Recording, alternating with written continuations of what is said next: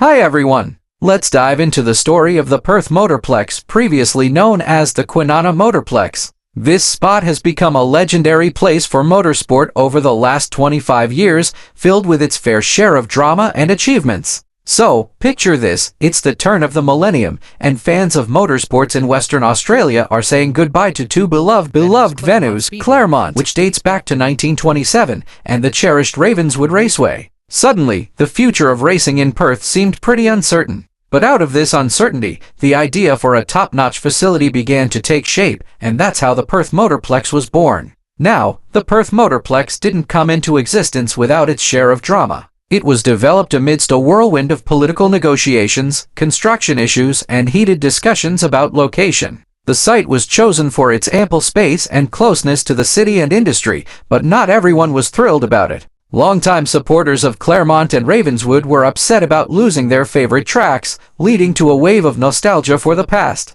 Construction kicked off with ambitious plans and a tight budget, but as often happens with big projects, costs soared. What was initially expected to be a $16 million venue ended up costing over $21 million.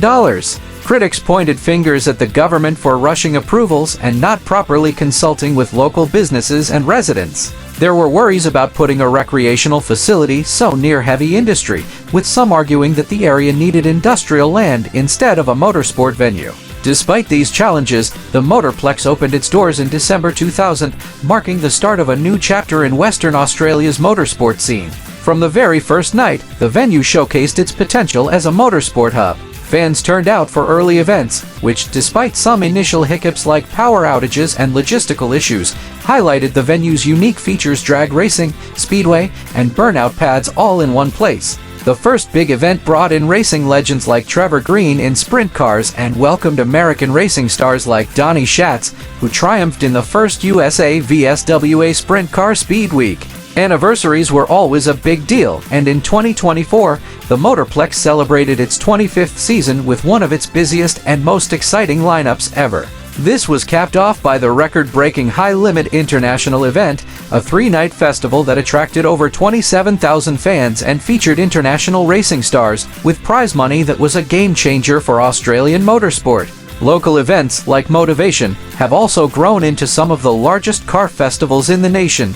The Motorplex set new attendance records with events like Burnout Boss and the Western Nationals, drawing in crowds of tens of thousands. But as you might expect, the Motorplex hasn't been without its controversies. Stay tuned for Part 2.